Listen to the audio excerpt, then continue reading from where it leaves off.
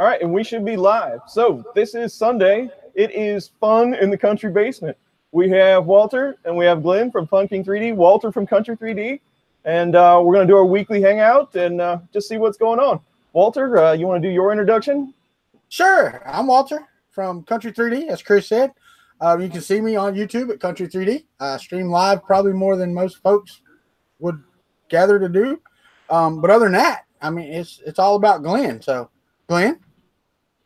All right. Well, hey, everybody. I'm Glenn, and this is usually Xander, but he's not here. He's not feeling well. But we are Fun King 3D, and you can find us everywhere at Fun King 3D.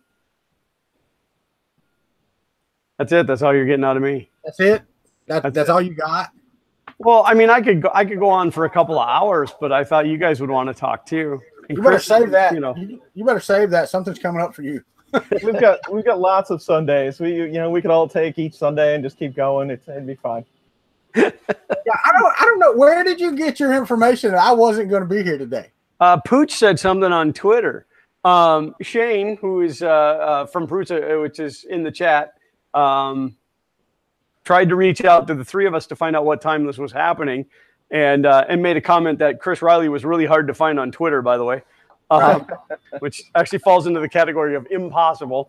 But Pooch said that you had something come up with the family and that you weren't going to be here. No, that was for Saturday. We had a funeral yesterday in Albany, Georgia. We didn't get home till almost 11 last night. So, we're glad you're here. So yeah, did Chris Riley get that tweet too? Did not. So I want to make sure we pay a little bit more attention to chat today, because last week we kind of ignored chat. So if I can run down real quick, Roy Hawley is here, John Mack is here, Shane from Prussia is here, MMPP 0, or I'm pretty sure that's a 0.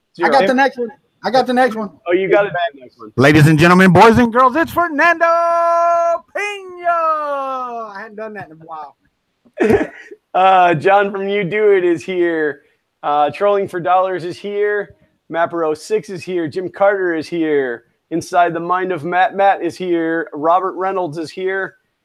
And then Ricky Tanner is here. And Mike Redlight is here. I think that's everybody. Oh, Mayan Misfits just popped in. Icicle Japan. What's Icicle up? Japan. Hey, I do got to say this to Jim Carter, though. He's really going to get in trouble if he don't get a handle on his printers, printing ammo and guns all the time. He's posting those pictures on Facebook, and they're just spitting out the arsenal. Government's going to come looking for him. They are. Got it. Mr. Buttram.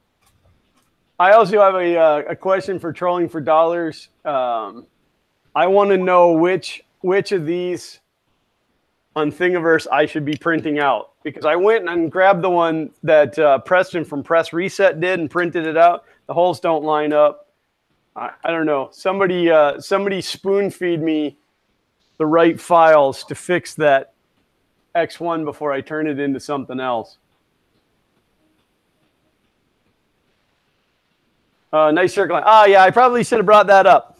I know that you guys don't normally see me in anything but a Fun King 3D shirt, but I had to show some love to these guys. Anybody that is awesome enough to make me a custom color filament deserves a little bit of a shout out. So definitely got my IC3D shirt on. So, and if you get a chance to get one of these, I don't know if they sell them or what, but they're really nice. They're a really nice shirt. So definitely check that out. Did we lose Walter? Oh, he probably stepped away. He probably fell in that hole behind him, and he clicked the camera as he went, and we missed it. I see 3D. Yeah, you know me. That's awesome. No, that was it. I mean, that whole conversation started at Murph about the custom filament. It kind of started as a ribbing, haha joke, and then it just progressed from there. And it took a while. It took a while to happen, but you can't rush perfection, I guess. So when you get tired of wearing that, send it my way. It will be worn out and holy by then. It's one of those really nice, like pajama feeling t-shirts, you know, the combed cotton. It's really nice. That's how we ended up with a couple of us. Glenn, I don't know if you got one. We ended up with Slice Engineering shirts, and that's what they are. That real soft. Yeah, I didn't get one. Yeah. They gave me one. They gave me a large. Yeah, that's what that really doesn't work. You I look got to like give it away large. to somebody. I believe that mine made it to Indiana. Did it not, Red Light? Nice. Yeah. I think it did. See? It made it to Indiana. And it's nice. Yeah, well, I'm fat and it wasn't nice. Yeah, well, that was Shane from Prussia. The biggest size he had left was a large, and Xander came to me and he goes, "What size shirt do you wear?" And I said, "Extra large." And he's like, "Yes." And I went, "What do you mean, yes? I can also wear a large." And he's like, "Oh." And then he gives me the shirt because he was going to keep it for himself, he needed two, but I can wear a large. It's just, you know, I don't like that restrictive feel. So Shane, taking something is not having it given to you.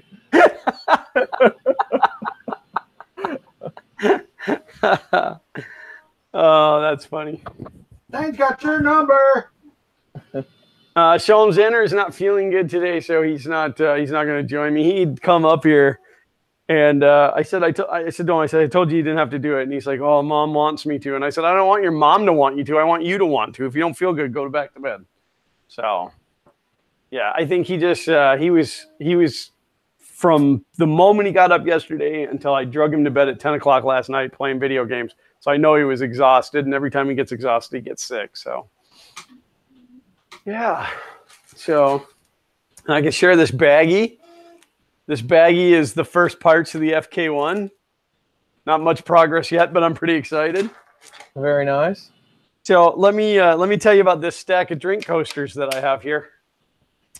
This is the actual part. This is the real deal. Why did that not change? There we go.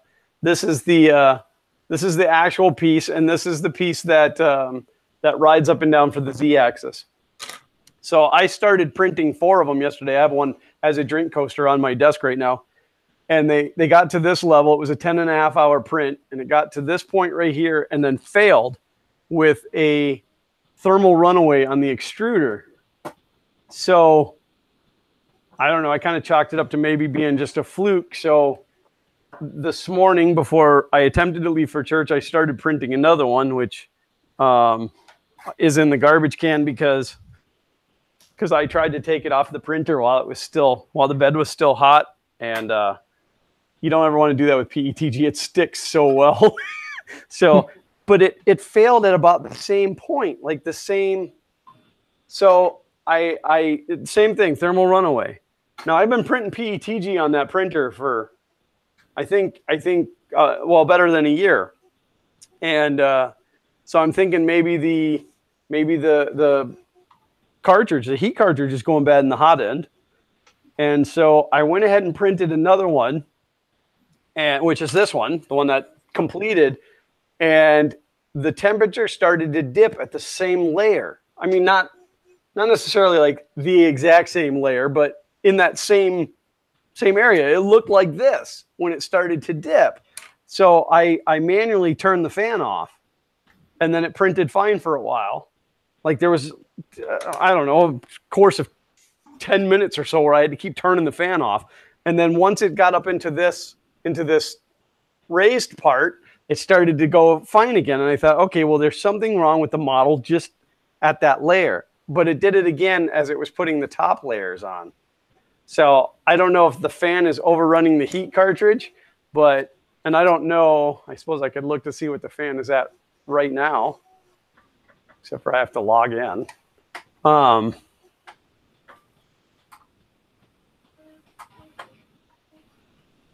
Yeah, I don't know. Well, Matrix Clone is here. Martin 3DP Iceland is here. Welcome to you both. And Uncle Ron is here. Uncle Ron! But yeah, so I don't know if my heat cartridge is dying and my fan is overrunning it. But that's the fun I've been having today. So now I'm printing a completely different part to see if that problem goes away. Yeah, that's weird. So So maybe it's just getting, I mean, if your heat cartridge is going bad, maybe it's just getting high enough off the bed where it's, there's no heat soak from the bed. And that's why it's kind of at that just a couple layers up. It's just getting far enough away from the radiant heat. It's at the point that it starts to fill over the top of the infill. Huh. Can you see that? Is that showing up? So it started to like do the top layer. It's going to look like this. Can't see myself, but and then it failed, and it was the same. See, all of these are incomplete tops, but it failed right there where it started to fill in the top layer. So I don't know. It's really weird. It's really weird. So that's when it gets to the slow movements. I mean, that would be the only difference after the infill. True. I don't know. Yeah, maybe a heater cartridge, I guess. That's the only thing. Because I was thinking like maybe the fan is blowing on that and then like ricocheting back up to the nozzle. But even where the infill in, it's 40% infill. There's not much area for the air to skip. It's going to end up coming back up anyway. So yeah. I don't know. We're going to find out on this model. This isn't a very big piece. This is just the belt tensioner. It's not very big, but if it starts to do it on this piece, then I know it's a printer problem. Right. And if it doesn't do it, then I have to assume it's a model problem. Yeah, reslice at that point, I guess. But that's really strange, man. I don't know that one. Well, and what was weird was, again, originally I did these as a 4-up. I did all 4 pieces that I needed. There's 2 different ones, so it would be opposite corners. But I did it all 4 because I was doing it overnight, and that was a 10.5-hour print, and it failed. But then I picked one, and I don't know if I picked the same one that failed, but it was a reslice technically, but it's the same model. It's the same STL file. Right. So, yeah, welcome to being me. But, I can't be without that printer. That's my go-to printer, mainly for printing PETG. I can print PETG on the AM8, but it doesn't do as beautiful of a job as the Prusa does. Yeah, I completely understand that. What do we got? So, Fernando Pena says, hey, y'all. Robert Reynolds wants to know what you're working on, Walter. Yeah, I typed it in there. I had to put the power supply back on the Kuntry bow, and I also need to figure out how to remount this extruder so that I don't need this spool holder on the side here, so that I can put this up underneath this lat table enclosure because it actually hits this extruder. So I'm going to mount the spool holder on the side of the table, so I won't need this spool holder, but I do need to relocate this somewhere that it doesn't hit, and I may be able to put it right here once I move that spool holder. It might go right there. No, it won't either. It'll hit my extruder. How about on the back? How about on the back of the top? Like right here on the back, maybe? Yeah. How's that? You think the PTFE will go fine that way over the top? If it's long enough, it will. There's that $25,000 question. Yeah. Well, if it's not long enough, I mean, get a longer piece. Gosh. Come on, man. You have petty problems. Quit using logic. Damn it, Glenn. He thinks he can science his way out of anything. I'm fighting problems that are like, phantom issues, and your problem is longer PTFE tubing.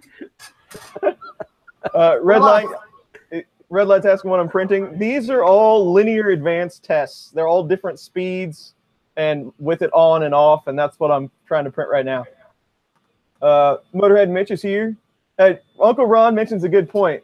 This looks like a roll of toilet paper over here. It's actually the top of my paper towels. The holder's like down low. I saw that in my video the other day. I was like, somebody is going to say that's a roll of toilet paper. I know it.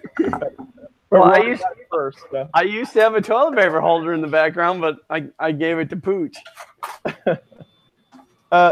Matt, do I check files download before I print them? I always stick them in Slicer and go line by line just to make sure that they're actually whole files.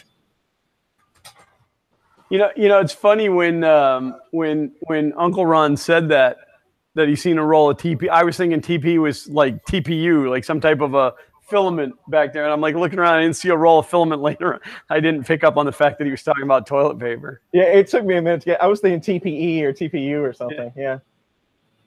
Trolling for dollars. Thank you for that model number. I do have it pulled up over here. I might go ahead and try to knock that out.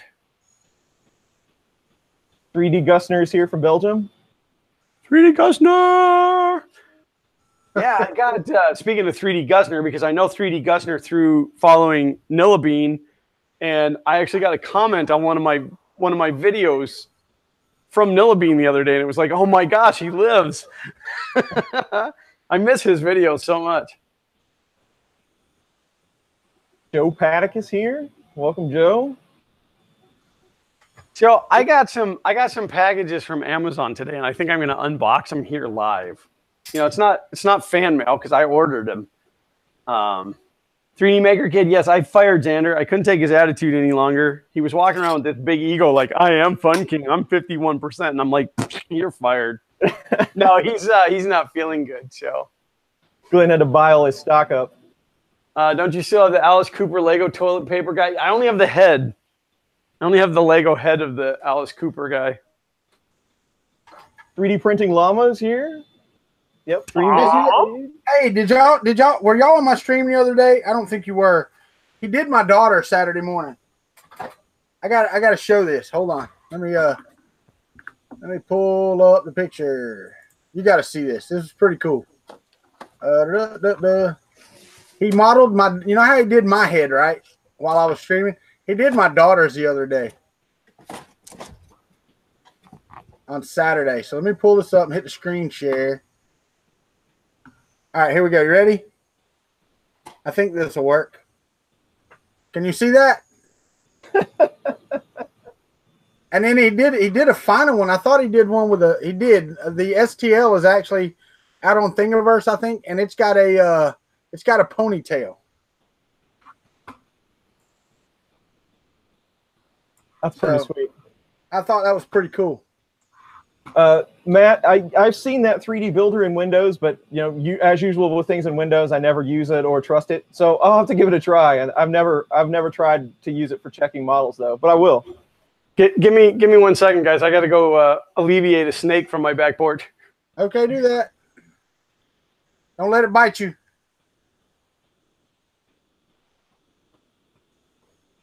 Ron Happy Extruder is here. Welcome.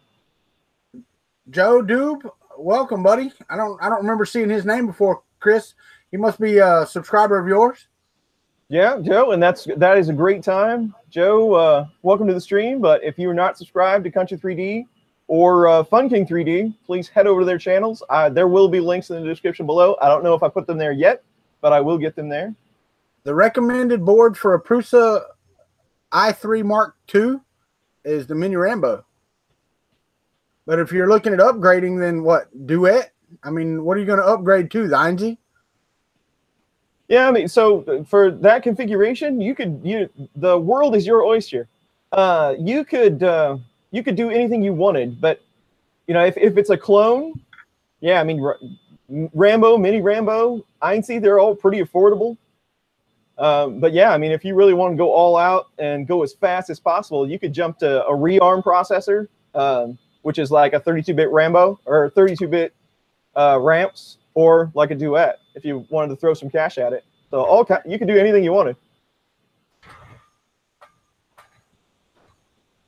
Right now, I'm trying to turn the printer back off so I can change the extruder. I think that'll work. I just hate these extruders. You have to take them apart to unmount the dang things. Ron from the Canadian Maker Project is here. Welcome, Ron.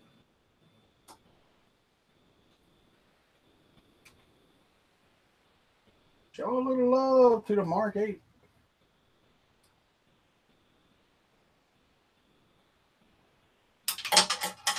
Don't lose it. I thought somebody was asking. Somebody said something about 1.5. Yep. So yes, this is Linear Advanced 1.5 3D Gusner, and that's what I'm testing today.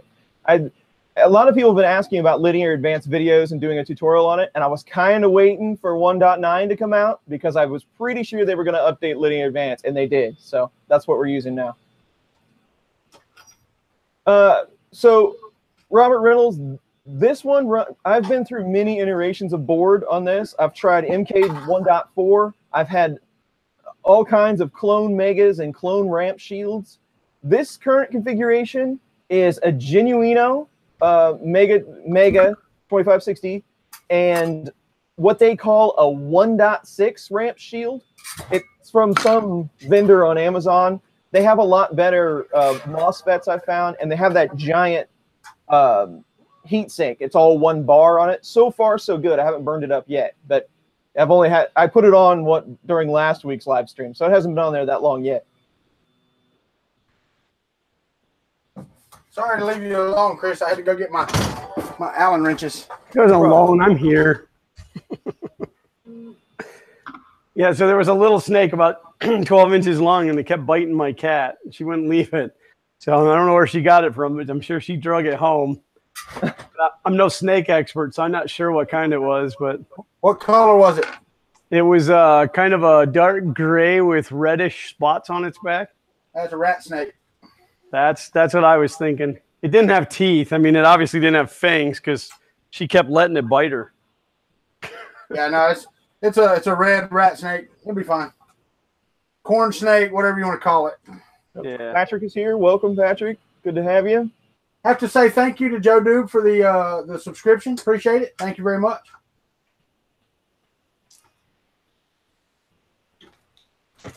Oh. I haven't tried that acceleration option yet. I've been combing through the code on 1.9 like it's been Christmas, but I haven't tried a lot of the features yet because I'm trying to step through them one by one.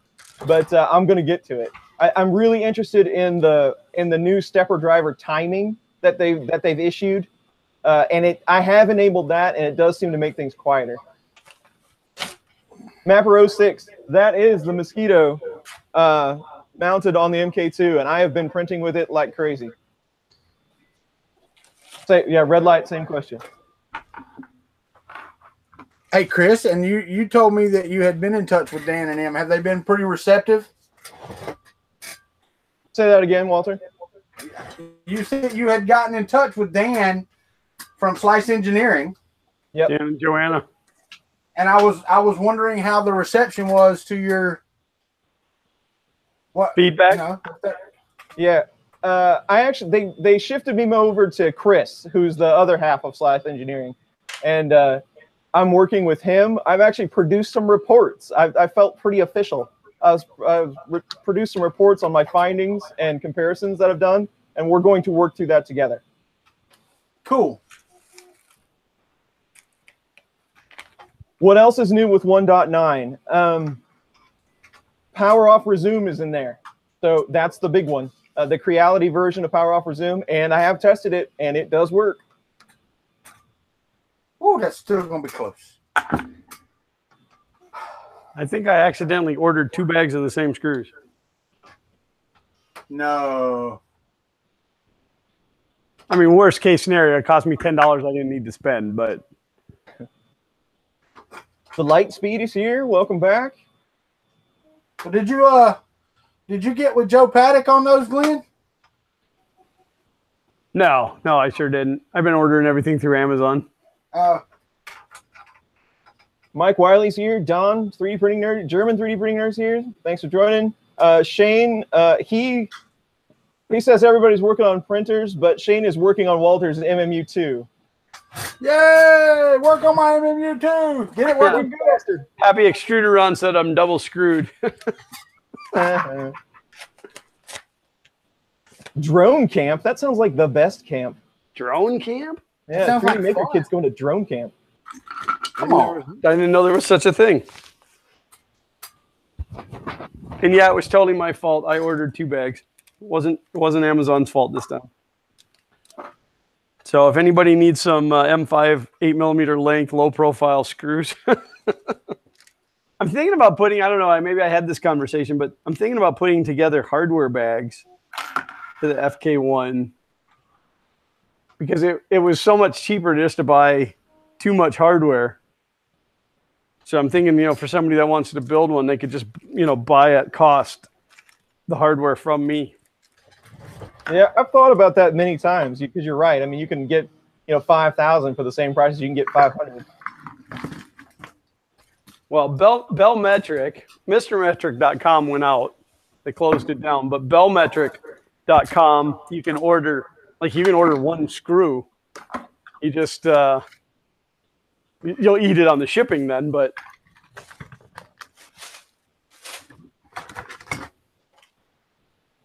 Oh, isn't this a cute little metric tape measure? I don't have any tape measures with metric on it, so I had to order one. Walter, is it cheaper to buy extrusion or print them? It's cheaper to buy them. It's cheaper to buy them and less headache. There you go. I did the math. It was cheaper to buy it. Well, on yours especially. God dang it. Keep breaking my file. Because they're not everybody should have one of these.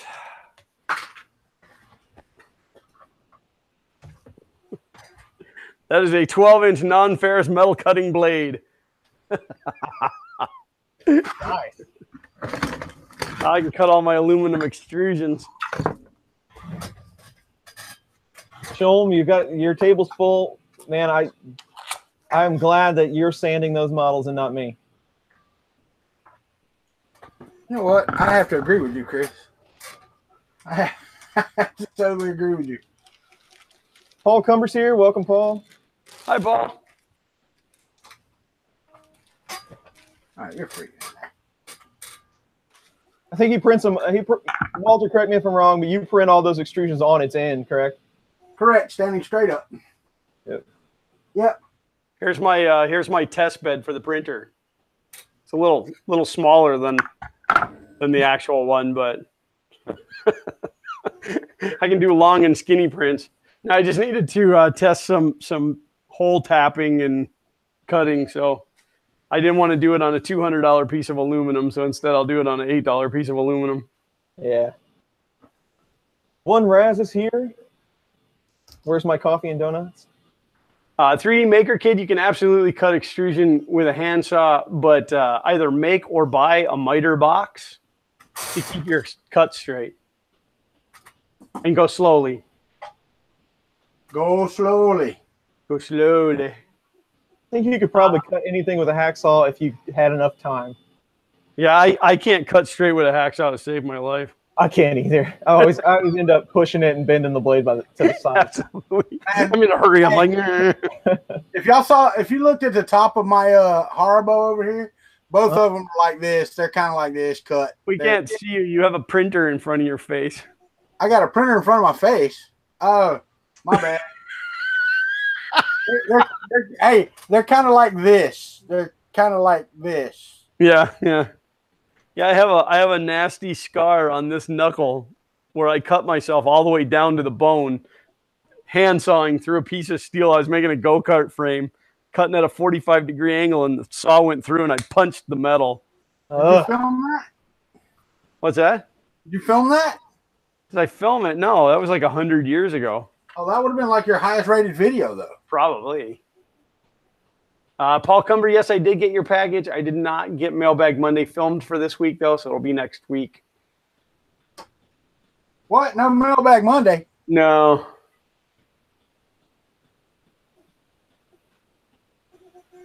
I understand. 3D Maker Kid said he's joking. They have a table, so when I try to cut straight with a hacksaw, it turns into a 45-degree angle. Right.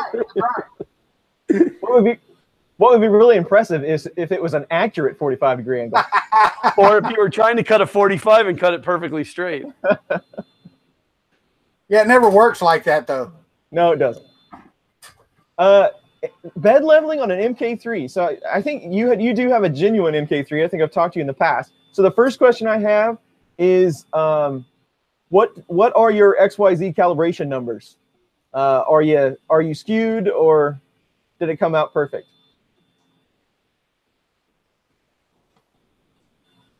And Shane from Piercer Research is in here, by the way. He could probably answer that question way faster than me. Yeah, Shane, do something with yourself. He doesn't like doing that. He's not on the clock. He's all about that money.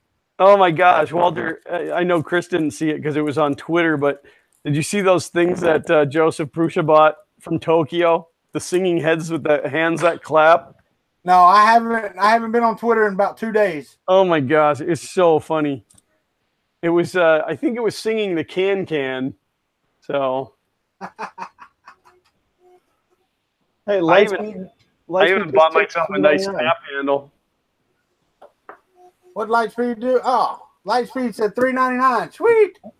Thank you for the tip. That's much appreciated. Oh, look at that. Nice job, Mike. You're only supposed to do that when I'm hosting, though.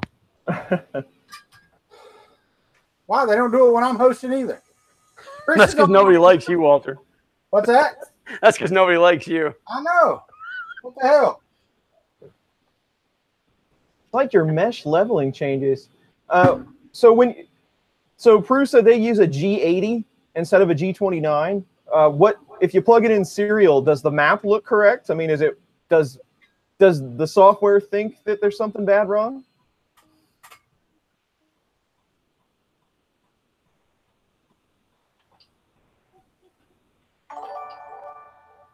There you go. You got the pro at it right now, Lightspeed. All right, well, the rest of us can take the day off. Thank you, Roland. Appreciate the subscription. And I don't know if he's watching you or not. He could have been in Hawk's video. I don't know if did y'all watch Hawk's video the other day? The shout out he gave me at the end. No, I don't watch anybody that gives you shout outs. I know. I'm pretty sorry. If they're not shouting out to me, I don't want to watch. I did watch your stream the other day where it dumped out in the middle and you disappeared. And then, I don't know, like I couldn't get you back on. And then I had to eat dinner or whatever. I don't even remember what stream that was. That was Saturday morning. There's part 1 and part 2. The power went out to my computer.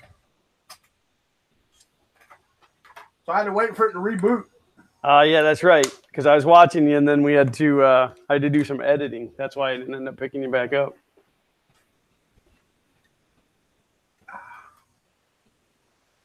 I'm in love with V-slot aluminum. It's just very expensive. Right there. But let me tell you, the guys over at OpenBuilds, and I don't know if I'm supposed to say this out loud, but I'm going to anyway. You know, they're doing a free shipping weekend. But I reached out to them to see if they would do a sponsorship, which they do have a sponsorship program, but there's only a certain number of slots that are open. $20 from Mosquito 3D there. Thank you, Sean. Show them that's huge, man. Thank you. I appreciate that. But they said that they would put me in line for a slot, but that all slots were full right now, which doesn't really help me because I need to get this built. But so I said to him, I said, well, could you like at least let me in on when the next free shipping sale is? Because it was like $70 worth of shipping for all of this aluminum. And they were kind enough not only to tell me that the sale was coming this weekend, but they actually gave me my own code. So if I wanted to order early, which I thought was phenomenal of them. So that's awesome. When I hear Fun King 3D, I hear something else. Am I the only one? No, Mike, you are not the only one. And I try to correct people when they write it as F-U-N-K-I-N-G as one word. I always try to correct it.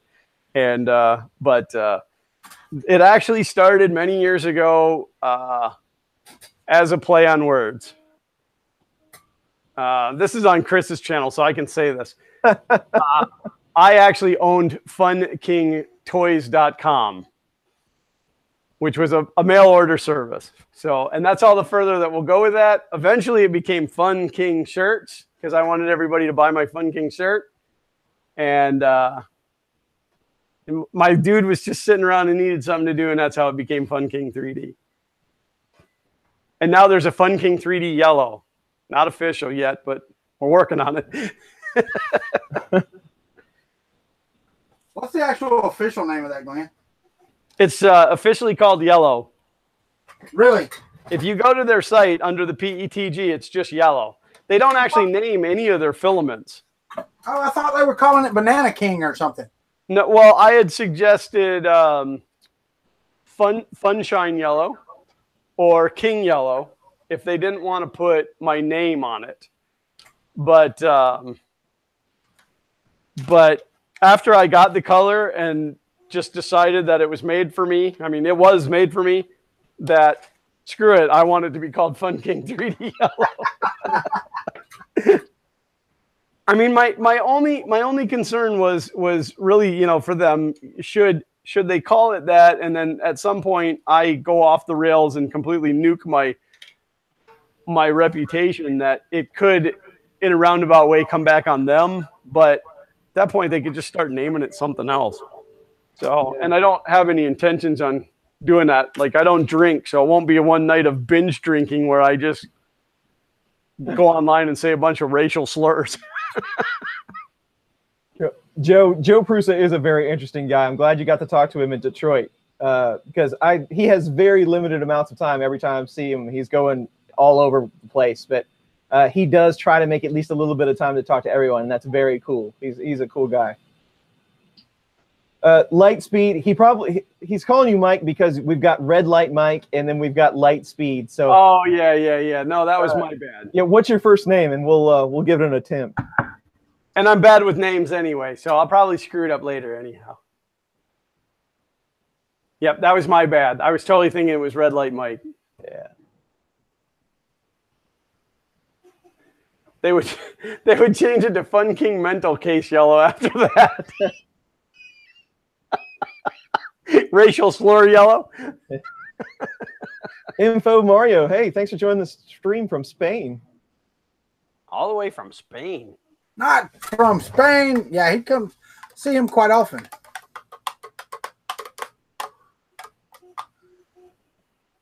Hey, Glenn, you needed to be here today, man. I needed your help. Who? You. For what? We've been working on car AC all day. Oh, I don't do car AC. I don't do any AC. We've been changing hoses, pulling vacuums, and I had to send my someday son-in-law to get an orifice tube to put in my truck because it was stopped up and wouldn't take any Freon. Yeah, no, that's probably the only thing automotive that I've never done. Yeah, 3D Maker Kid, I don't know anything about the mural, but I'm really bad about following up with Joe. He puts out a lot of content, and I'm way late on catching up on a lot of his videos. And Shane works for Prusa, and he can't even get enough time to talk with him. So there you go. Oh, wow. Glenn, Shane said you're already on the road to ruin. He saw your little promo in that movie trailer.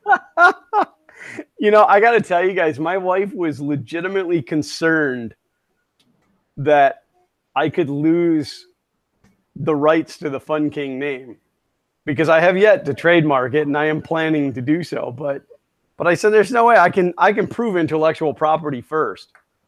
So I've had the Fun King name for 15 years. But it's just funny that, you know, something like that. And here I'm a family-friendly channel, and then it has to be something over the top. That's funny you say that, Glenn, because I've thought that a couple of times. It's like you're a guy and his kid is on a family channel, and then you have that name. Because, you know, I heard the story in person. I wanted to wait till then because I was pretty sure there was something going on there. But I do find that somewhat amusing. Well, you know, I used to have a different life. You know, like I used to be a completely different person. In fact, I kind of grew up somewhat of an a-hole. And what do you mean somewhat? Like trolling on the internet was my life before the internet. Like I just trolled people in real life. So, but I don't know. I've always liked the Fun King name because of the play on words. But yeah, no, I didn't always live a straight and narrow life. You know, whatever. I'm a good boy now. I'm older, more mature, got kids. Wow. Yeah, absolutely no info on Mega Volcano. I know nothing about that one. Mega Volcano. Is that what they refer to as the volcano hot end, or is there two different ones? Yeah, I don't even know. I didn't know that that was going to be a thing. Last time I caught up on all of their new outcoming things, it was going to be, I don't even remember what the names and what fit, but you were going to be able to fit a Kraken inside of a something and stack it on this other thing, and they were going to go that route. But I think they dropped that, the water cooling and all that stuff that they were doing. Yeah, I don't know. When I reached out to them to sponsor the hot end for the FK1, they said, well, what would you be interested in having? And I said, well, I'd love to have an E3DV6 kit, 24 volt. Didn't even, like, the volcano was just starting to be talked about. So did you? Can we see the FK1? Yeah, I'd love to show you the FK1. Where did I put it? Oh wait, you hadn't made it yet. Oh, here it is. Here's the FK1. If you want to see pictures of the FK1, if you go to funking.com, I'm sorry, funking3d.com/FK-1, that will take you to the blog post about it. I also have, which there's actually not that much information over there, but I have a build thread going on the Duet 3D forum.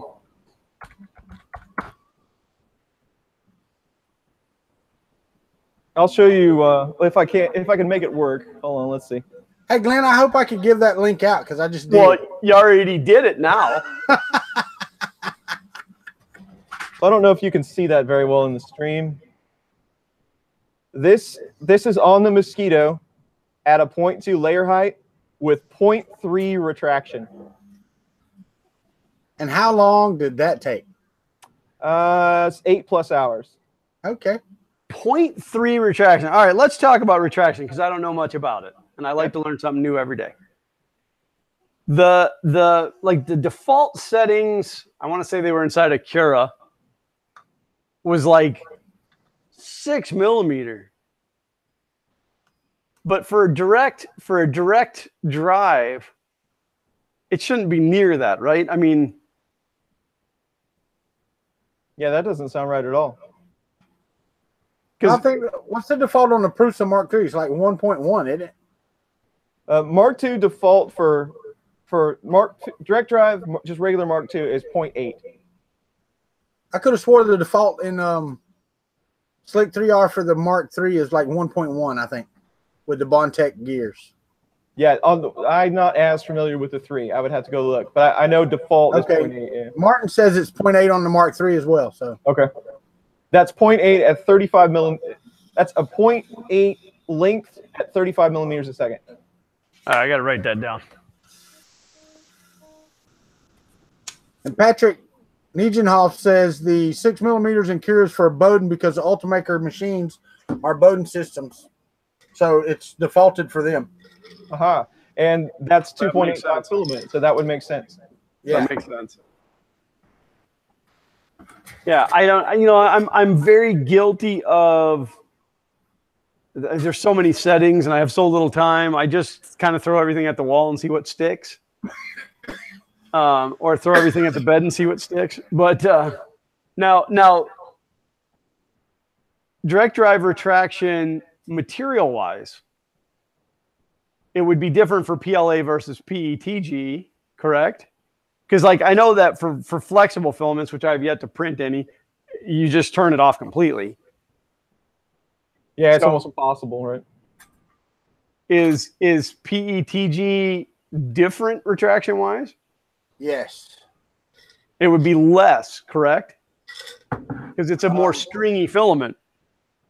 Yes, and slower too, I believe. Oh, much slower, yeah. There's lots of different thoughts on that. I run everything. I set retraction, speed, and length based per machine, and I do not change it for filaments. If I want to change it, now there are drastic situations, of course, but if I want to change something tailored to that filament, I will change it with heat.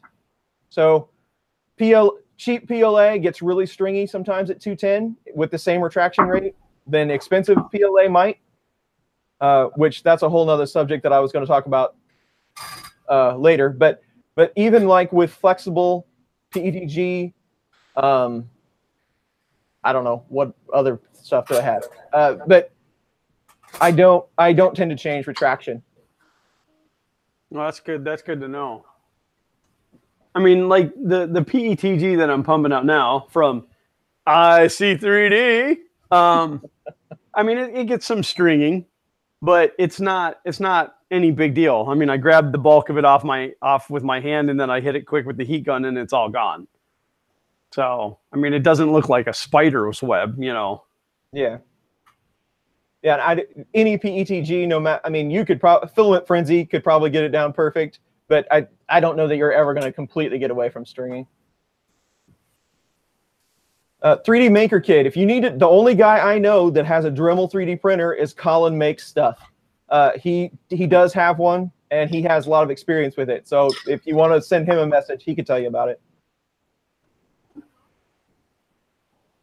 Show him. I have not. I still have that filament in the cabinet waiting. I just don't want to use it. I almost used it on something. I can't even remember what, but I don't want to use it on something stupid. It's got to be something right. And that stuff is super magnetic. I tell you what, I got some of this home, what was it? Hello Home silver metal metallic filament with, it's like the silk silver, I think's the name of it. This is going to be some pretty stuff once I get it printing right. Yeah. It's like a gunmetal with a shine to it.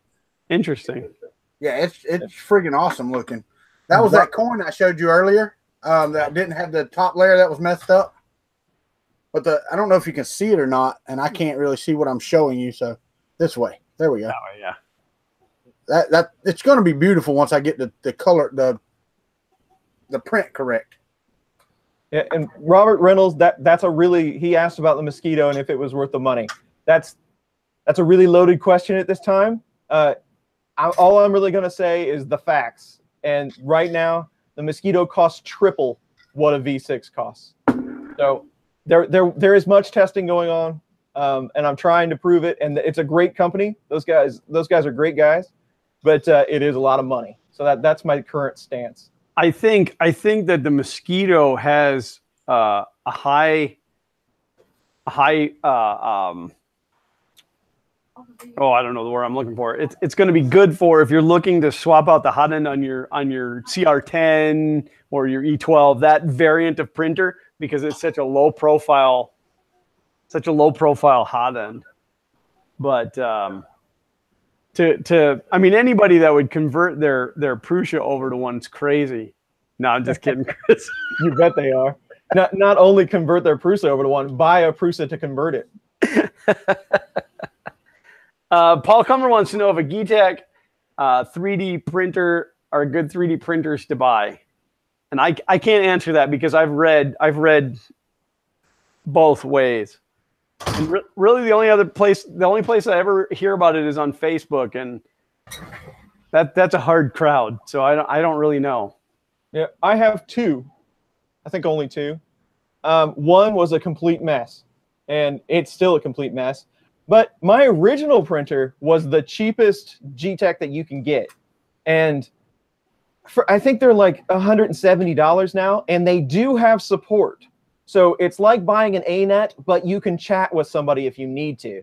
And they have all the parts. So if you need a part, it's like $1 and they will ship it to you for nothing. So that's one thing Getek has better than like an ANET would, but they're kind of in the same class. So, but if you're going to spend that kind of money, wouldn't an Ender 3 be a better option? Ender 3, the Creality doesn't have the same, I would say yes. So if out of the box experience, ready to print, Ender 3 is going to win on pretty much any Getek probably. But Getek is set up a little differently than some of the other Chinese companies like Creality. Creality, TiVo, some of those companies, they can be really hard to get a hold of. Anycubic as well. they can be pretty hard to get a hold of. G-Tech is very responsive, and they do have a parts catalog. So that's really that's the only thing that they would have going for them versus some of the other companies. That makes sense. Hey, Chris, I got a question for you. Huh? You seem to have a whole lot of prints there of the same shape. I do. Okay. And they're all L's for linear advance. Ah, so you're changing linear advance settings. Yeah, they're all different speeds. Well, Walter says, I have a question for you, Chris. You have a bunch of stuff there that's the same shape. That was the That's question. not a question. That's a statement. Chris Lane from Venturi 3D is in the house. Hey, Chris, how are you? How's the Kickstarter?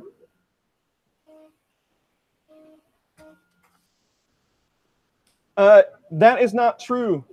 I guess we pronounce it neuro. They are open source. They are GPL compliant, and anything that they well, now every printer that I have, they provide the Marlin and the source code for it.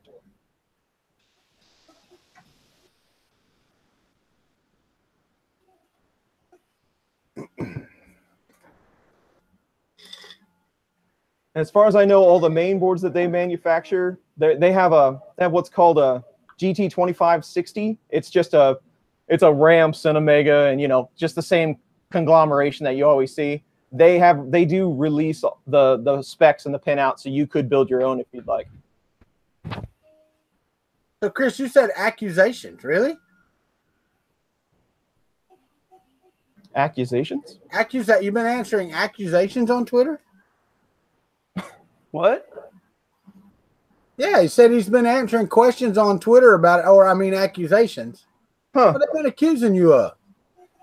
Well, anytime you take anything public, there's always going to be somebody. I mean, I'm fighting the same thing. I got a comment on one of my well, it was on my FK1 trailer video, and I couldn't even make it public because of the language used in it, but they accused me of being an idiot for not knowing how to make a proper animation render, which I wish I could reach back out to this person because I would like them to teach me, Yeah. But also they said something about like, why would we buy a printer from a company that can't even make a proper animation rendering? I'm like, one, the printer's not for sale, you moron. And two, I'm not even a company. I'm a dude that's building this out of my own pocket.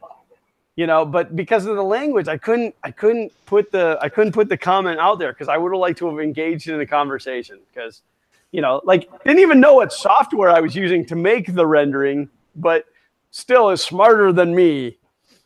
But yeah, anytime you go public with anything, there's always somebody, and then the amount of people, and I'm not looking to offend anybody. If you guys have given me feedback, it's always appreciated. But the number of times that people said, hey, you need to go research the such and such printer and see how they did it. When I've stated multiple times in every one of my write-ups that I intentionally did not do that.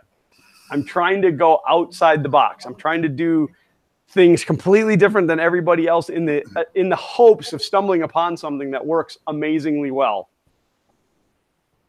Yeah. Shane said trolls going after people online. No. Yeah, never happens.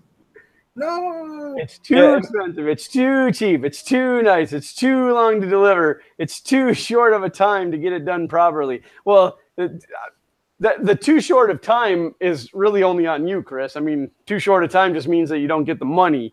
But everything else, that's the way it is, Too long to deliver. It takes time to deliver perfection. I mean, look how long it takes Prusa to deliver stuff.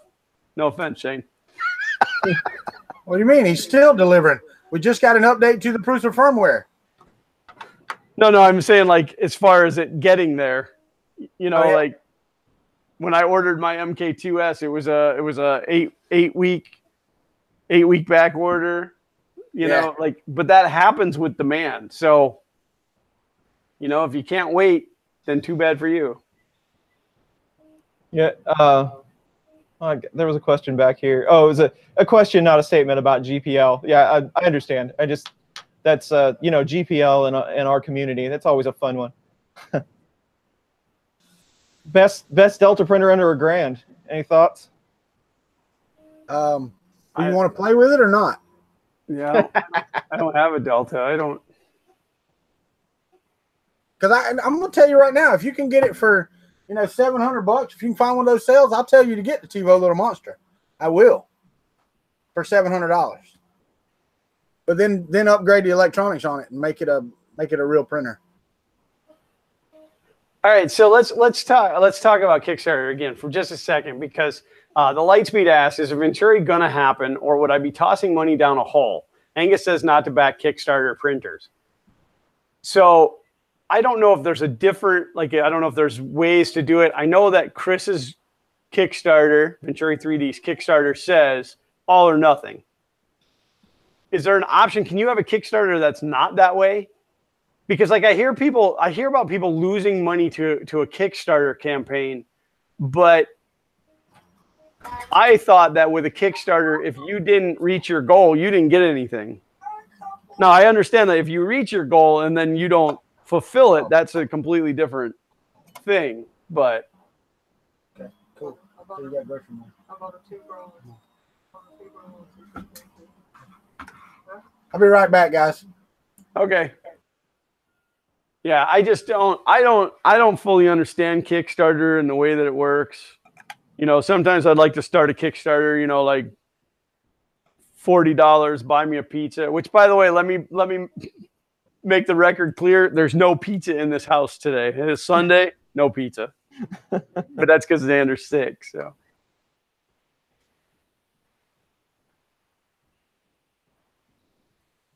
I don't believe so. Indiegogo gives the option to do all or nothing. So then to lose your butt on a Kickstarter, it would have to reach the funding goal, and then they just don't fulfill it.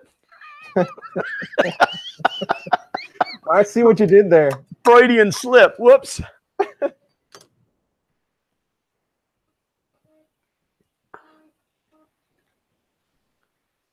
Need to bring Xander to New York City Maker Faire. I need help. Let me tell you how spoiled that boy is. I was joking around with him today. His birthday is September 26th, which is why last year I took him to Maker Faire for his birthday. So I said to him today, hey, I decided that I'm going to take you to Maker Faire for your birthday. And he looked at me and he said, I don't want that as my birthday present. I'm like, what? And I said, well, I was only talking about Orlando anyway, but. And he's like, I don't want to go to New York. I'm like, really? You turned down a trip to New York? Yeah.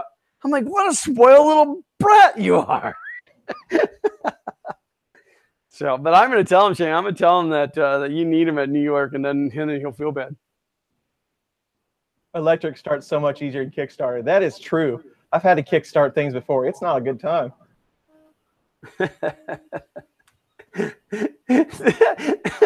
It would be just peachy to lose out on another Kickstarter. That's a good one. That's funny. All right, it made it through that print with no thermal runaway. And it's height-wise, it's taller than the other piece, so it's got to be the model, which makes me feel good because. To think that my Prusa is broken gives me night terrors. Yeah, that's much better if it's the model. All right. Tell Xander if he doesn't listen to you, then he needs to turn in my shirt. It's part of our deal. I don't know if I'd want that shirt back at this point, Shane. I literally had to peel it off his crusty body to get it away from him. Glenn, are you going to New York Maker Faire this year? I am not. It really came down to go to Maker Faire or get to build the FK1, and obviously I made the right choice. Yeah. But I could have gotten airfare pretty cheap. I could have slept in Uncle Ron's closet, it would have been fine. But family of 4, it's not easy. Yeah. Plus, it would have been. I don't have any more time off, so it would have been a rush to. Well, in fairness, my paycheck still shows I have 40 hours of vacation time, but I used it. So in fairness to the company, they need to deduct that out. Well, I will tell you that I may be able to come hang out with y'all at Orlando Maker Faire. I'm not going to register and get a table or anything, but I think we will be able to come out and to hang out because we're going to wait until Thanksgiving to go to Phoenix. Awesome. So I told my wife, I said, it's just too expensive to wait till the last minute to find out when she's going to have the baby and then try to get tickets and get over there and all that. Right. So why don't we just plan it Thanksgiving when we know she's already going to be had the baby? You know, so. Well, I know Shom got his table. Happy Ron got his table. We got a table. I'm trying to get Sean from IC3D to come hang out at my table. And he's like, well, I'll have to talk to the boss. I'm like, well, if nothing else, just, like come crash at my house, go to Maker Faire with us, like your only expense would be flight and whatever you eat while you're here. Yeah, I think we're just going to go down for the couple days of Orlando Maker Faire, and Chris is going to fly in and hang out with us, and That'd be nice. You can crash at my house too, Chris. There you go. It's an hour and a half from your house to Orlando, man. Yeah, and so what? That means you got to get up early the second day. I drive back and forth. Patrick was saying he wants to see upgrades on the MK3. My only question is, what would you upgrade? Yeah, what exactly could you add to that thing? Antonio's here. Welcome to the stream.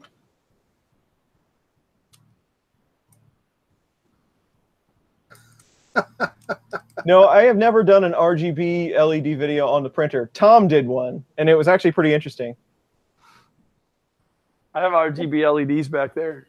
It's really easy. It's really easy on the Mini Rambo. I did it on my A8. I haven't done it on my printed printer. Oh, did you hook it to the main board? To let the printer change the color? Yes, I did, and went into Marlin and set it up. It's in Marlin. I mean, it's really simple to set up. Yeah, I know that Marlin. I don't know if it ever happened, but I know I read something that they were working on being able to add the little LED matrix to the printer so that it would scroll messages and stuff on that LED matrix. I know they did I know the RGB code is in there though. You just tell it what pin, and then you turn the RGB on, and it'll tell you when it's warming, when it's hot, when it's not, and all that stuff. Uncle Ron, Chris Riley offered you his. Oh no, sorry. Let's do that the other way. Chris Riley, Uncle Ron offered you his rental house. Excellent. You wouldn't even have to stay with me. We were trying to work on something where I flew to Canada, and I just while James' wife is out, I just kind of walked in and hey, here's a live stream, but I don't know if we're gonna get that done or not. I see how it is, Uncle Ron. You didn't even offer it to me and my wife, just Chris. It's offered to whoever has to fly the furthest. Oh, not me. I just have to drive. I think Shom will be driving too, right? Shom, you're not going to fly from Tampa to Orlando. Yeah, because that's like 45 minutes. It'd take you longer to stand in line to get on the plane than it does to actually fly. MK3 doesn't have a drink holder. I'm disappointed.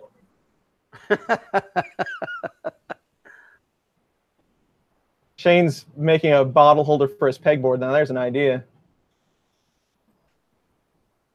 New GUI interface. Now see, we're on a different page here. I want it to be harder.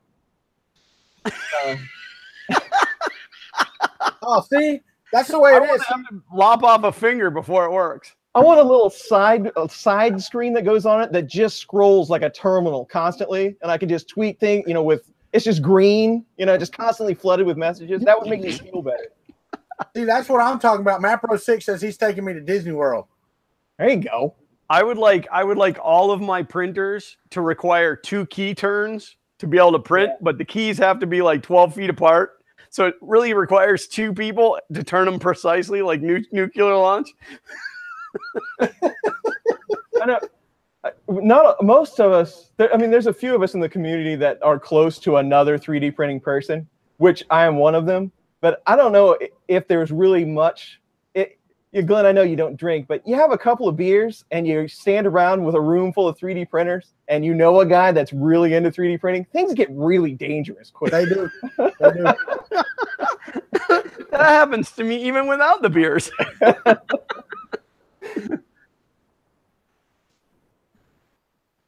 Chris said he's flying from Tampa to Orlando. I mean, what is it? That's what, an hour and 45-minute drive or something like that? What, Tampa to Orlando is only like 45 minutes. Oh, is it 45 minutes? Yeah, like straight up I-4. Yeah, you just straight up 4. That's right. Never mind. I was thinking to Gainesville and then to Orlando. But yeah, if you just go straight up 4, it's 45 minutes. Yeah, everybody needs to encourage Chris Lane to come to Orlando Maker Faire and display. Yeah, put a beep code on the printer. That's what we need. We need the old school, like 16-bit beep code that you have to figure things out. That would make things more interesting. You know what? Yeah. What's funny though is all of those suggestions still easier to print than on that E12. Yeah. Hey, Chris, you know what we need to do? We really need to put like an OBD2 reader on it for like the car. Yeah. Yeah. Then you can decode those error codes and see what the hell's going on. You know, that would be actually pretty cool. If you had a diagnostic plug, like when you hit thermal runaway, you could get the dump of whatever happened. Yep. Got to get Shane working on that. He's got to head to the developers and get you know, I'm curious, disappointed, whatever, because I've only had thermal runaway a couple of times, and it was usually from printing PETG in the center of the bed. Like something small right in the middle of the bed would throw a bed thermal runaway. But it disappoints me that when you get a thermal runaway that it doesn't jack the Z up like 10 millimeters. Yeah, it just freezes right there. Yeah, I mean, the nozzle was embedded in the part. I don't know. Knack 3D Design, that is Carl, I believe. Walter? That is Carl Brown. Welcome, Carl. He talks a little more than the Star-Lord he carries around. Driving the way Glenn drives, 45 minutes. Driving the way I drive, 22 minutes. Yeah, right? We start at 4 Eastern on Sunday, Carl. And new YouTube notifications have been horrible. Yes. Seems like it was working for a little while there. Oh, and happy belated birthday. I think Matt's birthday was yesterday. Happy birthday, Matt. Matt's birthday was yesterday? Wasn't it Joel's and Chuck's birthday just yesterday? I think it was Joel's and Chuck's birthday as well. His may have been day before yesterday. I can't remember. That's a lot. It was either yesterday or day before. Had to have been day before because I was on my computer for his. So I made my own. It was Friday. My bad. I made my own integrated supports on these pieces, and they're too tight. I may not be able to get it off of there.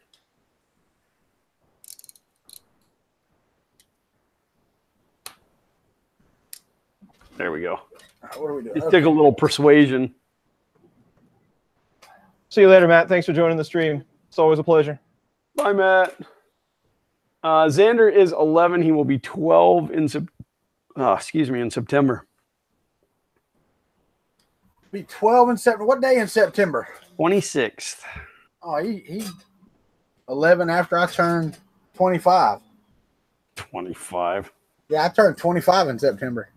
25 days of this month? Oh, wait. No, it's 26 in September. My bad.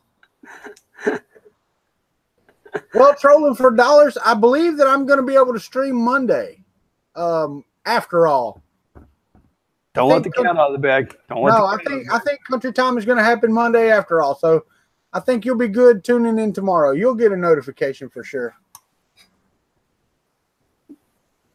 But yeah, sorry about yesterday and not being able to work on the upgrade, but I also found out there's some more things I have to do before I do the 2.5 upgrade. I have to print a couple of motor mounts that I didn't print because my motor mounts are not the correct ones for the Haribo using the extrusions.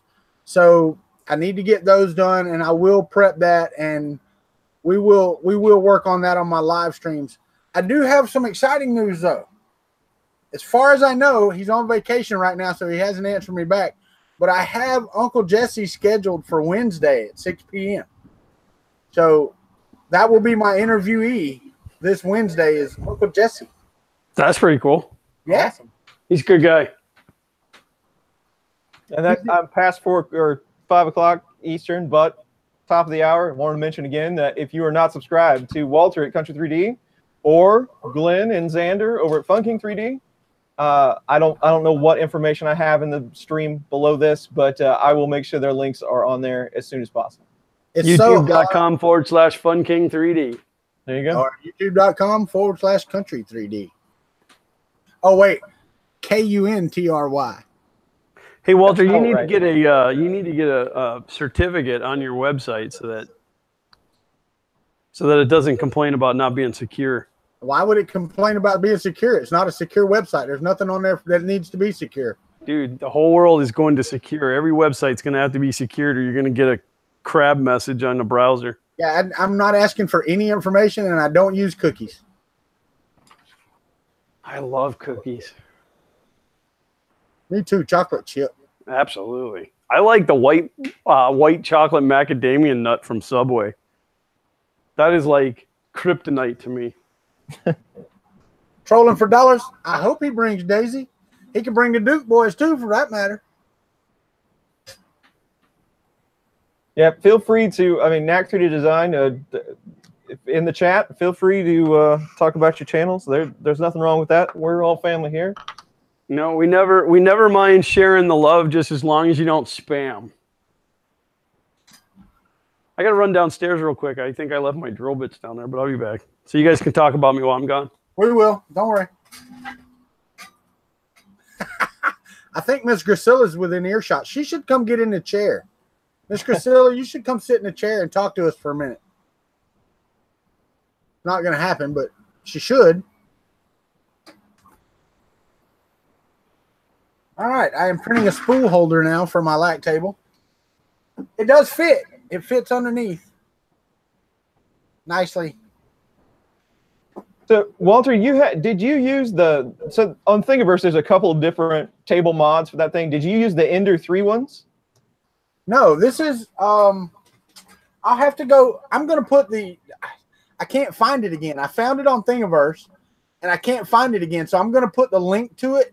I'm going to post that STL on my Discord. But they're 100 millimeter and it's got like a just the place where it slides over the corner and then you screw the bolt back in. Yeah. That's it. I mean, and then it just fits down in it and sits there.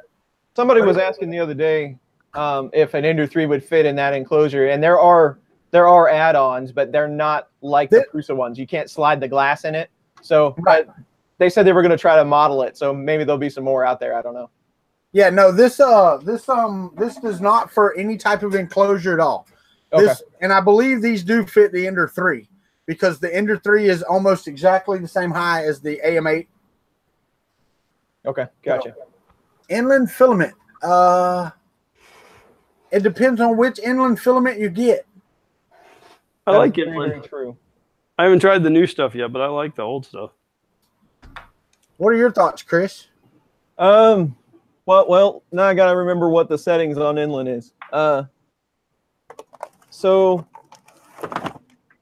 that's old inland, and this is new inland. So let's just take a look. Inland has PLA Plus now. I don't know. The price is no different, but I believe the temperatures are quite a bit different. So new inland is PLA Plus is what they're calling it, is 205 to 225. And it doesn't appear any different than old inland.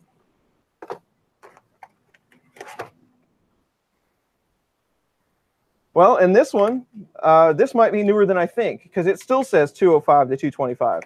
So, well, they started putting stickers over the top of the temperatures on the box. Right when the new stuff came out, they stickered all the boxes with a higher temperature. Gotcha. So yeah, I mean, I get by with inland just fine. I don't have any problems with it. But I print really high. I probably print a little higher for PLA than you probably should, but it works for me at the speed that I print at. Which basically would be how hot? How hot do you print? 210, 215. See, I print 215 across the board with all my PLAs. I always have, and I've had good luck that way. So, and when I try printing cooler, it doesn't work so well. So this right here, the brown is fecal brown inland, and it could also be known as milk chocolate. I don't know. The white is AIO Robotics, another one of my super favorites. But no, I mean, look at the print quality on that's fantastic. So it's probably not in focus, but I can't tell. So yeah, like so, and the only thing I ever run into with high temp doing 210, 215, something like that, is stuff like this. This is generic filament from China. When you print at that temperature, the stringing gets a little crazy. But if you jump down to 195 or something, it will go away. So. I gotta show you guys. So this is the support that I made for the belt tensioner piece, but it's I don't know, 3 millimeters thick, 2 millimeters thick, just a little piece. But I can't, with all of my might, I cannot break that. I gotta get pliers.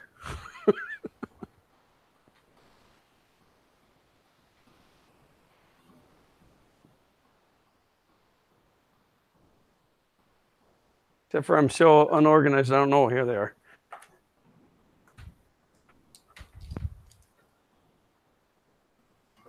I'll be right back. See if I can. I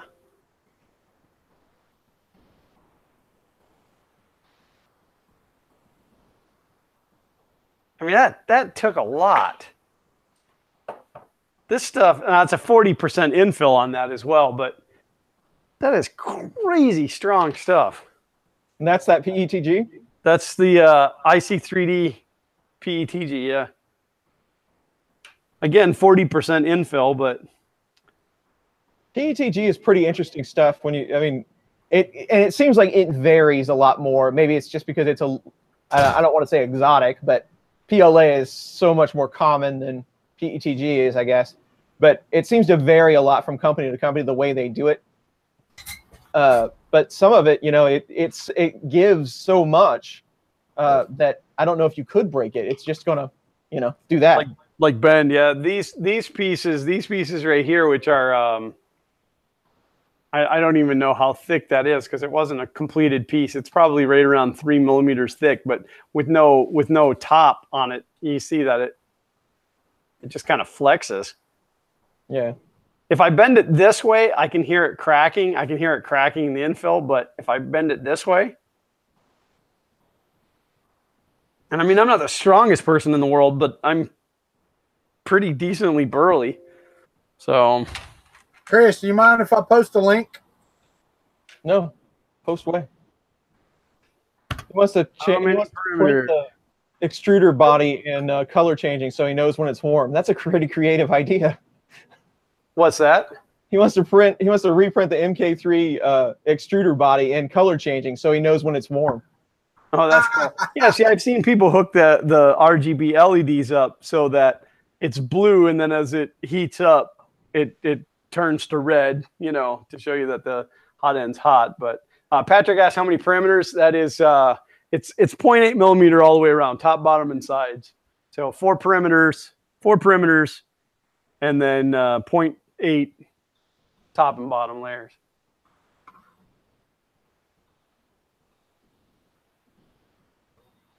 All right. Is that NAC 3D's link? Yes, it is. Okay.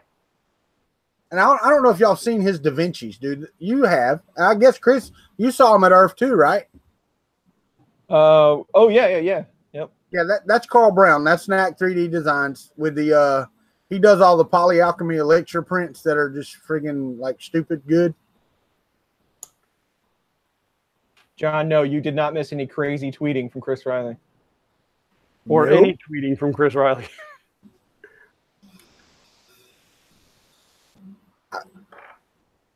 I sent my someday son-in-law to get the orifice tube at AutoZone, and we looked it up. The word orifice. Shut up. I looked it up before he left. It was $1.99. online in stock. He got there and they're like, that'll be $19.99. He goes, no, I believe there's one that's $1.99. The guy was trying to sell him a $20 upgrade for an Orifice 2. I like to buy all my auto parts from Rock Auto. Hey, the hose on mine came from Rock Auto. Have either of you guys had received like a toolkit, like a 3D printing toolkit? I know. Well, I probably shouldn't say that because that's probably not public. Have you got? Yeah, the one that you were about to say, I don't think is public. Okay, thank you. I'm glad I didn't say that. I actually know more information than somebody else. But anyway, so have you guys ever had one of those, where it comes with a spatula and a cutter and the tweezers and all that stuff? No. I put mine together. Like I have the BuildTac spatula, which was sent to me by Ryan from Technology Nerd 18 YouTube channel. He sent it to me in a care package. The tweezers I had left over from when I used to do vinyl signs and stuff. And then like the flush cutters and stuff I've just accumulated through printers and other projects that I've had through the years. Gotcha. But somebody sent me a kit like that randomly. And it's not too bad. I think it's like $22. Where is it? Hold on. I like when people send me stuff randomly. Yeah, and that doesn't happen to me very often, actually. I usually try to control that, but it's pretty simple. I mean, there's not a ton of stuff in here, but like they give you a bunch of acupuncture needles, and this tool, which the deburring tool, the really cheap plastic one. These things are handy. They give yeah. Use them on PVC pipe. Yeah, they're great for getting rid of elephant footing.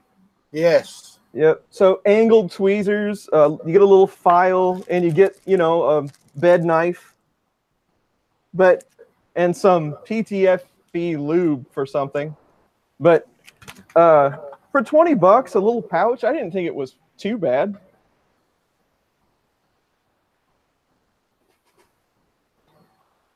Well, but you got it for free, so. Well, and that's what I guess that's why I'm asking the question. Is that worth it? I mean, I've had all this stuff. I don't know what the other kits go for. But I've seen some of those kits. Like now I'm never going to remember the name of it, but there's a really substantial kit that actually comes with like a can of 3D lac and other stuff, but it's like $80. Yeah. So I don't know. I don't know if there's any value at $20 or not. I don't know. Toolkits are hard because a lot of times you get, half of stuff you can use and half of stuff that you'll never use. Right.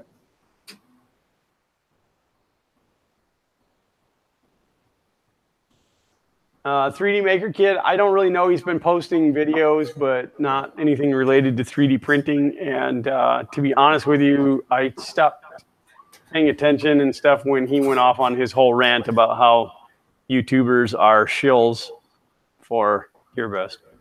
Ooh, I don't know that. I've never witnessed that person, I guess. Who did that? Ryan, Technology Nerd 18. Yeah. I don't really want to say. I don't know. I kind of tried to mentor him way back in the beginning to get him going, and I don't know. He's a young kid. He's probably about 14 now. Just went into middle school, but like his videos aren't 3D related anymore. He just makes videos, these general vlog videos about whatever. So, but he released a video that like called out Joel and myself and a couple other people about how we push GearBest because they pay us and all this stuff. And I don't know. He ended up taking it offline because he got a lot of kickback from it, but feedback. I don't know what I'm looking for there. Backlash. There you go. Well, that's a shame. I hate it. I hate to see people do that. Well, and being that he was young, it was like I really wanted him to make it. I really wanted him to get there, but I don't know. His channel's a little bit of a train wreck. So yeah. We'll just kind of park it at that. Yeah, my cooling fan died. And I don't think it died. I think it just came unplugged. Now I got to get a flashlight. Oh, you don't need a cooling fan. Just print PETG. Yeah, I was printing PLA, and I looked down, and my frog was peeling off the bed because it was just blobby. Like, what the crap? Ben Hawk 3D Proto is back. Excellent.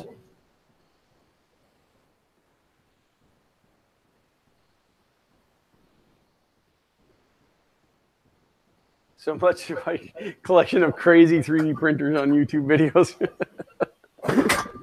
Hey, how does this work? Does that work good like that? No, looks fine to me. Naomi Wu did also, but she backed down and took the video down. She felt Joe and Angus too hard on CRX. Oh, yeah. Did she end up taking that video down? She said that she did that video tongue in cheek, but I don't follow her either. I don't like her Twitter posts, and she's very negative. I try to avoid negative people. Yeah, I don't. I'm saying negative things about them. Yeah. I don't follow her enough to know.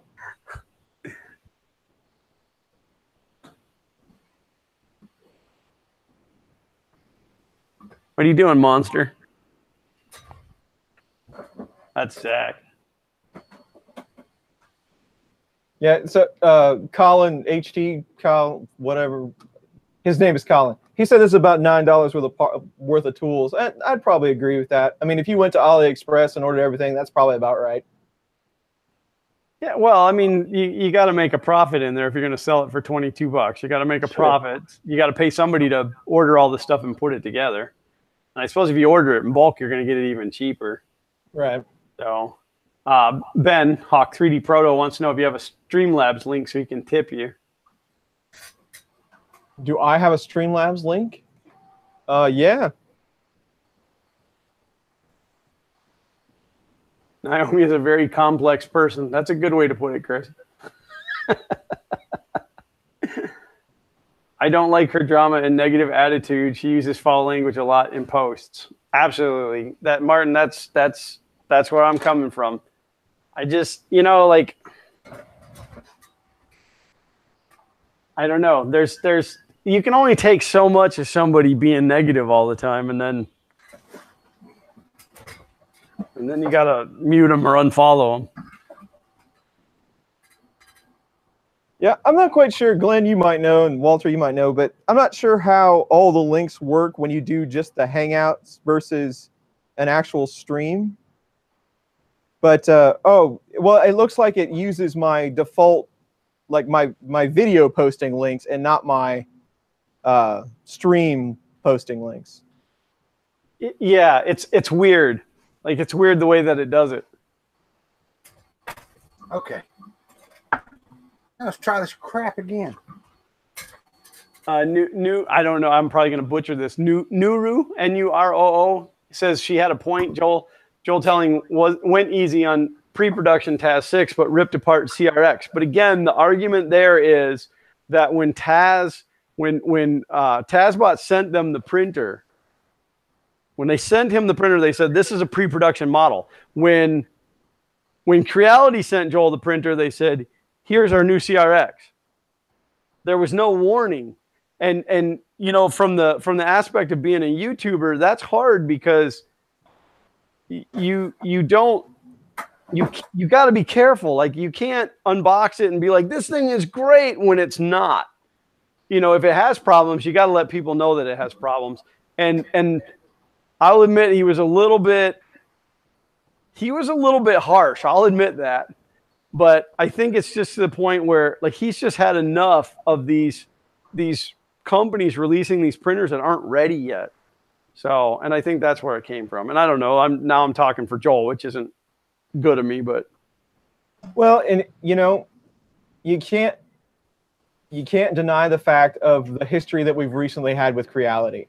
I understand. I mean, you have personally, I treat every machine the same. But and if it's bad, it's bad. I mean, you're going to see that actually very soon on my channel. But you know, there's been a lot of things going on with the Creality company, and maybe that, I mean, there's bias there probably now, maybe.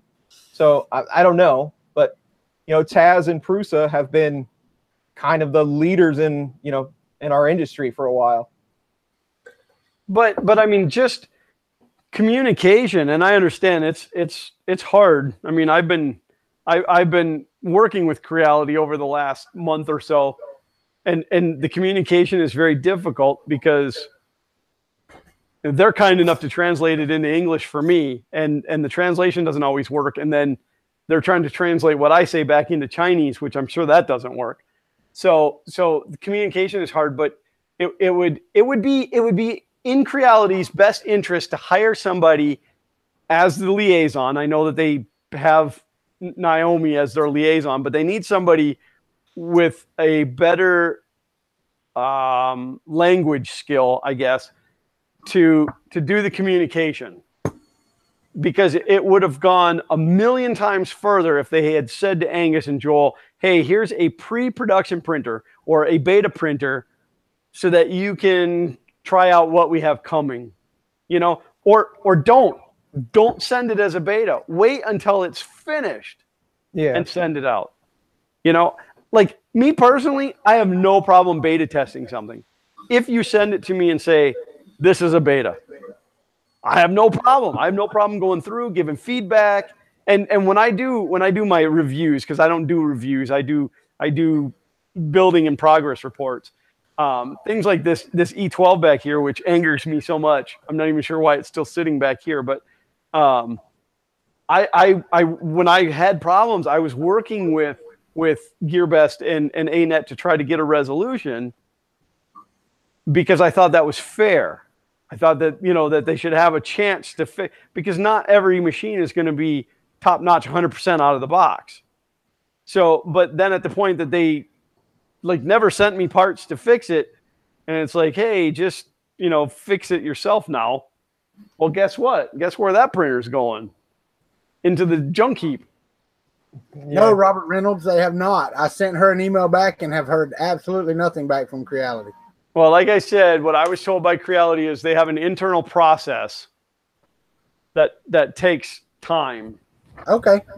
So I'm not fussing now that I saw Joel's video and the way he got a printer. So you know, it hasn't been a month yet. So well, plus they've pulled the CRX now. They're not releasing them until they. Oh, the kid said it's on GearBest now. For pre-order it was. I don't know if you can actually buy them. They Creality held it and said they weren't going to sell them until it was fixed. Rose trying to keep the conversation going. You're doing great. And Ben, Hawk 3D Proto, it is much appreciated. Thank you. Tom 3D Printing Llama said, I think I want that E10, Glenn, just because I want to see it working. I don't have an E10. That's an E12. Glenn, the E10 worked miraculously compared to that thing. Glenn, on the Creality CRX on GearBest, $789.99. Estimated shipping time 8 to 19 business days. 3D Maker Kid saying pre-order. What now? What makes that? I mean, in your opinion, what makes that printer so expensive? That metal box that it sits on. Research and development. Research and development. Yeah. I wish I had the drum thing. That's the first thing I thought, Walter. Boy, that's a pretty expensive metal box. Yeah. Well, I mean, like the CR10 has a metal box. It's just not attached. That's what I'm saying. It's this whole base metal thing. It costs a lot of money to push all that voltage through that ribbon cable. It does. I mean, it's all, as far as I can tell, it's all the same parts that are on any other printer. Like they don't custom make anything. They just put it together. You know, I don't know. I mean, steel prices have gone up, but. Oh yeah, it is pre-order. It says it's got until August the 16th. That's the pre-sale end date. Yeah, Ben, these are tests for linear advance. I'm not actually making anything. They're just parts to test speed and consistency. Nothing. You two making YouTube video making at its finest. I take days and hours to print the same thing over and over and over to try not to get comments that say, "Hey, you didn't do that right." So that's YouTube video making. It's really boring. No matter how you do it, somebody will say, "Well, you should have done it like this." Oh yeah. Well, and the worst part is, there's a lot of guys out there, a lot of people out there that are way smarter than I am. I just happen to be making the video. And you're pretty dang good at it too, by the way. I'd agree. I got to tell you guys something. These streams, this is what, our fourth one now, right? Yeah, I think so. So it's not that we've been doing them forever and I've gotten so used to it, but now when I'm watching either one of your guys' videos and you say something in the video, I verbally reply. I can't say anything. I've been doing that a long time. I'm like, no, Glenn, don't do it that way. No, Chris, come on, man, clean up your crap. Yeah, like you guys would be like, oh yeah, no, this isn't the right video. Every time I watch Walter now, no matter what time of day it is, I listen. I'll be listening to it and I'll flip to another browser window or something, and then I'll hear something and I'll want to run over and get in the chat, but I realize it's a playback video. Yeah, I've been there. The other one that's fun too is like if I leave somebody's channel up, like from a live stream where I've had to leave, and then they start a new live stream and it kicks in, like all of a sudden there's voices coming from upstairs. I've done that as well. Was that on yours, Chris? Because I didn't see anything on mine. What's that? Was that on your OBS that rang out? No, that had to have been you. Oh well, I missed it because when I have the Hangouts up, it's over my OBS, so I can't see it. So I don't know if it was a subscription or what it was, but thanks to whoever did whatever they did. Yeah, I have mine up over the top too, so I don't know. I need another monitor. I will say this. Yeah, somebody subscribed, and I don't know who it was, but thank you. I'm up to 653 subscribers. I need 347 more subscribers to get to 1,000. My subscription count has still been dropping, like not fast, but ever since the Joel effect. I peaked out at 5,500, like just over 5,500, and I'm down at, I think I hit 4,460 today. I was down to 4,458, went back up to 4,460. And it's just funny because, most YouTubers watch their numbers climb, and for months now I've been watching mine slowly tail off. Nuru said it was him. He subbed to both you and I, Glenn. Excellent. Thank you, Nuru. Appreciate it. Subs for everyone. Since we mentioned subscribers, I am 3 subs away from 4,000. That's awesome. Well, there's got to be 3 people in here that aren't subscribed to you. There has to be. But this is his channel. Yeah. Shane from Prussia wants to know what the Joel effect. So some time ago, Joel had this great idea that he was going to give away a printer. I don't know, some stuff. He had a big giveaway. And what he did was, instead of just like, hey, come subscribe to me and I'll give you something, he named out, was it 4 or 5 smaller channels? There was 5 channels that you had to go subscribe to. And he said, these 5 channels, I feel that they need to have more faces put to them and stuff. So go subscribe and then you can enter the drawing. And I went to sleep. I went to sleep at like midnight on Friday night with 370 subscribers. And I woke up with like 3,500 subscribers. So, it was crazy. I woke up to a tweet from a direct message from James at Print and Play that just said like, well, with a question mark. And I wrote him back. I'm like, what? And he goes, you don't know? And I'm like, no, I don't know. I just woke up. What's going on? He's like, go look at your subscription count. And so that Saturday, which was about a year ago, a little less than a year ago, because I was supposed to start putting up Christmas lights. So it had to have been early November. And I was supposed to start putting up my Christmas lights that Saturday, and instead I spent the whole day watching Social Blade and making a thank you video. Yeah, it was awesome. So, and then it's funny because I told Joel that, you know, ever since then my sub count was actually going down, which, you know, anytime you get subscribers from a giveaway, you always lose some after the giveaway. But I was telling him the story, and he apologized to me. And he's like, well, you know, I'm sorry. Maybe I shouldn't have done it. I'm like, what are you talking about? I mean, I got 4,400 still. But there's still that core, you know, there's still that core group of people, most of which are here, you know. But you always have that core group that are at every live stream, that watch every video, that comment constantly, you know. And then I know that there's always the core group too that are quiet in the background, but it's just funny. Yeah, it's a really interesting mix. And John can thank you, by the way. But it's an interesting mix because you have the core group, you know, everyone that comes to the chat and hangs out, and they usually have quite a bit of 3D printer knowledge. You know, they pick up tips in here, but most of them are pretty avid in the community. You know, they know what they're doing for the most part. And then I have the subgroup of the constant questions, you know, getting spun up in 3D printing, but then they come into the other group. You know, we have a farm team. You know, they go from comments to live streams to their own channel.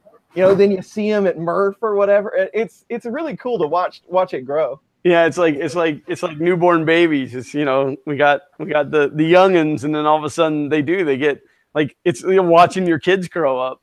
Yeah, it's really been overwhelming almost to see this thing grow. It's amazing to me that I always think every time, you know, I see a large group of people at the you know, the live streams or you get more subs, like, who are these people and why are they watching this on YouTube? Yeah, but you know what kills me, Chris, is that, you know, I think, you know, here you are, you know, at the brink of 4,000. Did you hit it yet? I mean, you should have Social Blade pulled up. No. But, you know, no, not yet. So I'm sitting at 4,400. You got 4,000. You know, Walter's still young. We're getting him to 1,000. You know, like it's almost like we're begging all the time. Come subscribe, come. And here's Angus with 300,000. Yeah. It's like, wait a minute. How can he have 300,000? And we're begging for Walter to get 1,000. You know, like, well, I don't understand that logic. You have to look at how long Angus has been doing this. Okay. But that's not my point. I mean, I realize that. But if there's 300,000 people that are interested in watching Angus do 3D printing, are they not interested in watching anybody else? Yeah, we had that discussion the other day, because Joel's at 300,000. You know, Angus is at 300,000. Tom's at, I don't know, 200 and something, I think. You know, and Barnacles is at 1 million almost. Not quite, but almost. Yeah, but he doesn't. I know he does other things. I know he does other things. But yeah, I'm talking just 3D printing people. Yeah, so you've got the top three that are 300. I mean, and you know, then there are some others that have quite a few too, and I can't remember who they are, but there are some others that are up there as well. So there's that many people watching it. You know, 50,000, and you know, like. But how is it? And don't get me wrong, I understand I'm new to this, but like, Chris is getting. I looked at his Social Blade the other day. He's getting subs hand over fist. Okay, I mean, really, his numbers are really moving quite rapidly. Actually, moving up. Are his videos getting put in front of yours, even though you have more subscribers? I mean, how does that work? Probably they're better than mine. Well, they're better than pretty much everybody's, but still. That's what I don't understand. Well, see, RC Life On, though, isn't a 3D printing channel exclusively, even though he does a lot of 3D printing. Yeah. John, you do it. John said, call to action is important. How many people watch a video and skip to the next? You must ask for the sub and like in the beginning. Now, we ask for the subscription and the like every video, but I do it towards the end. So maybe we'll switch that. We'll switch that up to do it in the front and see, kind of as a social experiment to see what if it changes. Well, see, maybe I need to do that because I do mine at the hour mark, and my average view time's like 13 minutes. So, Well, see, and I've talked with Chuck about this very same thing. He's got 23,000 or something like that, but he's been around a long time. He's been 3D printing with, in the bad old days. But then you've got Joel, who whatever he's at right at the moment, did it in just, 2 years or however long he's been doing it. What's the difference there? Chuck is a wealth of knowledge, and he puts out a video every week. So, but I mean, it's demographic. What do you want to watch? Well, now here's a good question. Let's compare those two. Both fantastic human beings, both fun to talk to, both knowledgeable in their areas. But the biggest difference is Chuck is very technical. Chuck fixes things. Chuck does practical prints. Chuck, Joel is all fun stuff. Until recently, just recently he started to do some practical prints, but it was always just fun prints. And maybe that's the difference. And maybe not. Maybe the difference is because Joel has 3D printing in the name 3D printing nerd, as where nobody else does. Right. I have 3D in my name, but not 3D printing. Chuck, Filament Friday, or Chep, and maybe that's the difference.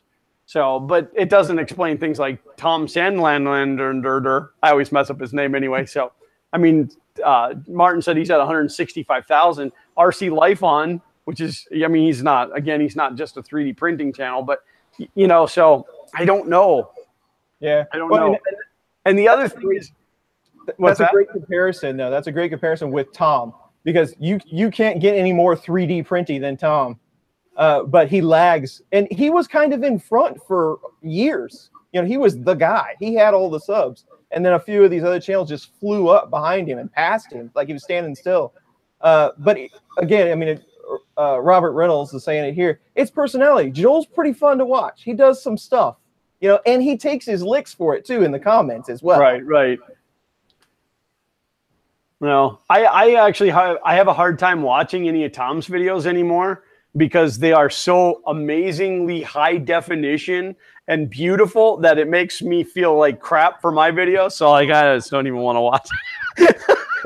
They are so good. It is amazing when you're just watching a chain of things and you watch a couple of videos and then it goes to one of his. It's like, whoa. Those are the videos where you realize that you need to upgrade your computer monitor because you're just not getting the full gist of the whole thing. Ben said, Glenn, you're awesome. Keep being you. Same for Walter and Chris. And we appreciate that. And I am going to continue to be me because I want people to like me for who I am. But if there's things that I can do, if there's a way that I can put my ugly mug in front of more people, I want to. I'm not. I want to be like Chris Riley. You want to just be hidden? I just want to be like Chris Riley, man. I'm in general. tired of being me. I'm going to grow my hair out, have a ponytail, dye it all black, move to Kansas City, and live in the basement. Yeah, I'm more of a character than a personality. But I really like making the videos, and I like to answer the questions, and I like to see people succeed at this stuff. The subs are just a bonus. All the subs and the numbers just tells me that people actually are watching it, and I should continue. That's really all I see it as. Well, yeah. I mean, in the beginning, it's that first 100.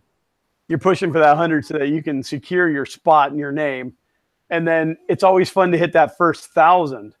Now, I say that I went again from 347 to 3,500 overnight, so I missed that 1,000 mark, but from then on, it's literally a report card. It's to know if you're doing a good job or not. Yeah. So when my subs, right after the contest, of course, I lost like 150, just boom, and that was fine. But the fact that my sub count has been inverted now for year, almost a year, in the beginning bothered me, like emotionally really bothered me. And then I realized that if those people don't want to be here, I don't want them to be here. But I also don't get to see my report card. Like I'll lose a couple and pick one up and lose a couple and pick one up, so like I'm still gaining subscribers, and I don't get the notifications of new subscribers anymore, which I don't know why. I'm going to have to look into that. But it was kind of just like a beat down. And then it was just, whatever, like I'm just going to keep being me. And like, Ben said, and keep doing what I'm doing. So. And Kit, have a pin in the UFO box. Yeah, that reminds me. He ran me completely out of pins. I got to get some more. And I want to say thank you, Kit, for subscribing. I did get a notification. He subscribed to me yesterday.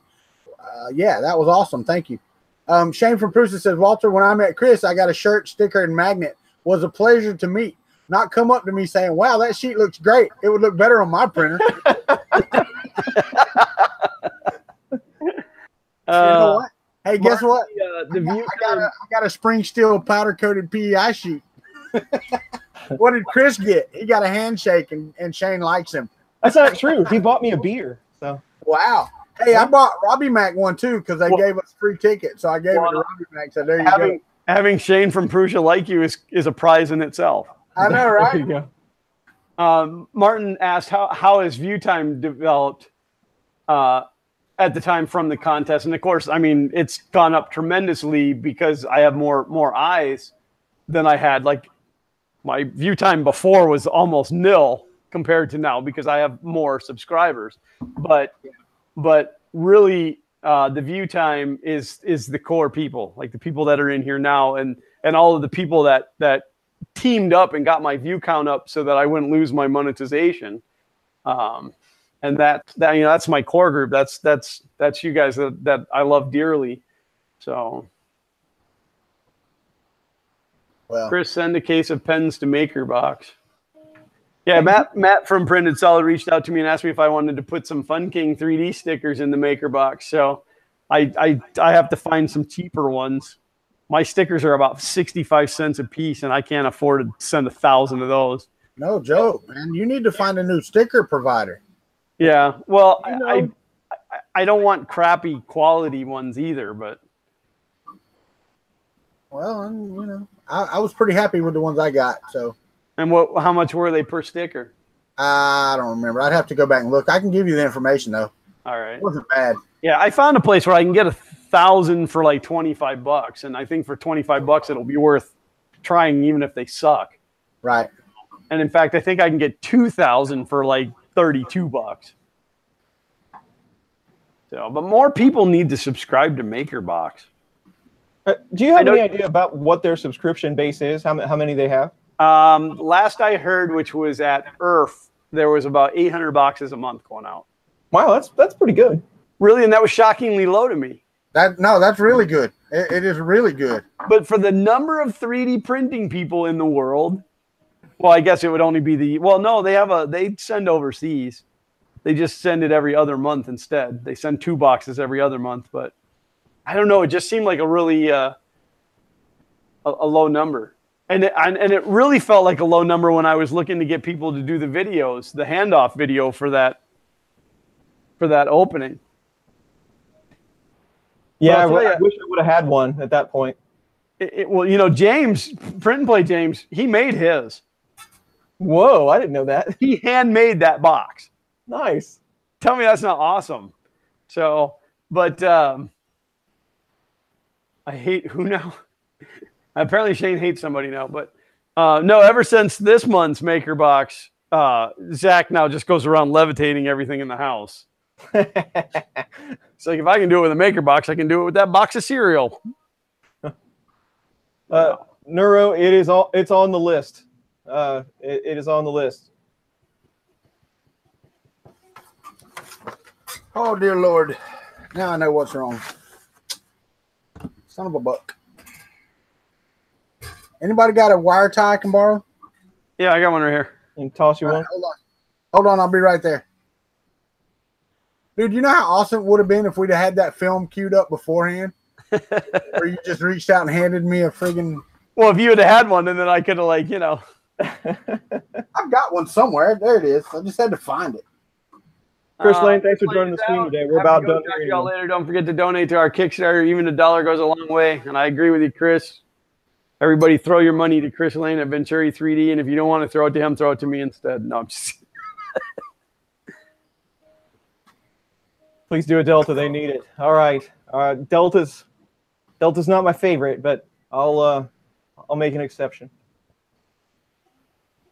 Yeah, I don't know. Like, it's not that I don't have a desire to own one. If somebody said, "Hey, here's a Delta," I'd be like, "Yeah, thanks." But like, I don't go out looking for the next Delta that I want to buy. Yeah, I look at them all the time, but I'm kind of done with the low end of Delta, and then there's a big jump.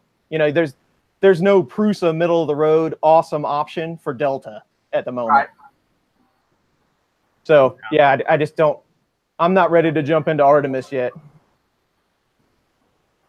What's funny is in the mini window, Walter stands up and he sticks his butt in Glenn's face. What? Shane from Prusa is leaving. Got to run all. Continue to have a great rest of the show. Thanks for coming, Shane. We appreciate it. Thank you, Shane. Well, we got about 3 minutes left. You want to go through outros and call this a day? Sure. Yeah, we can do that. All right. Everybody seems to be leaving us now anyway. Yep, everybody's ready for dinner. So Glenn, I'll let you go first. All right. Well, everybody, I'm Glenn from Fun King 3D, and you know, usually there's a Xander here, and but he's sick today. So, but Xander and I do 3D printing and electronic projects, and today, today OneRaz subscribed to us. Thank you. Right now, the current project is our FK1. If you're not familiar with the FK1, you've been living under a rock because it's all I talk about. And you can see that at funking3d.com/FK-1. There's a little bit of information in there, and there will be more information coming. As of right now, this is the complete existence of the FK1, but it is coming. Otherwise, we have Xander Sing Thursday every Thursday at 12 noon, which he is just about out of pre-recorded ones, and he's going to have to start filming again. So they'll change. His hair will be different, and you'll know when we started filming again. And I want to give another big shout out to IC3D. That's why I'm wearing their shirt today, because they were kind enough to make Fun King 3D yellow PETG, and as I understand, there is a PLA coming as well in the same color, which is really exciting. You can go to ic3dprinters.com and order that up, but I will warn you, if you go into the PETG, it is only called yellow on their website. So make sure you put a note down in the order note that they need to officially name it Fun King 3D yellow. Otherwise, I can be found everywhere. Fun King 3D, YouTube, Facebook. I hate Facebook. Go to Twitter. Twitter, Instagram, which I'm trying to use Twitter more, or Instagram more. So there'll be some pictures on there. So I think that's it. All right. Hold on. I'm watching the hose right now. Go ahead, Chris. Do yours first, and then I'll do mine. All right. Yep. I'm Chris Riley. Thanks for joining the stream today. This is always fun on Sundays. We're going to try to do them when we can, and maybe bring in a few other people. No, I am at 3,999, so we'll hit it very soon. I'm sure. Somebody out there has to not be subscribed. They have to go. I'll tweet it out. There you go. But we're getting close. But more content is on the way, and hopefully it will be entertaining and or educational. And again, thanks for everybody for joining and for the tips today. That is always appreciated. Cool. I'm Walter, Kuntry 3D. Thank you, Chris, for hosting this Sunday. Appreciate it. Welcoming us into your basement. You can find me everywhere: Twitter, Instagram, Facebook, YouTube. It's all Kuntry 3D, Kuntry 3D. If you're not subscribed, go check it out. David J. Hoyta, sorry you just got here. You missed a great stream. Chris and Glenn did most of it because my butt was in Glenn's face in the camera. My screen shows 4,000, Chris. Excellent. Chris Riley's at 4,000. Woohoo! Wait, is that an extra hour? Is that what we were doing? No. I got to eat. 4,000. Thank you, everyone. Congratulations, Chris. Thank you very much. But if y'all want to come check me out, come subscribe, and we'll see what we can get done. So, Chris, it's your channel, buddy. Yep, sounds good. Thanks again, everybody. Thanks, guys, for joining me today. And we will see you very soon on the next one of these.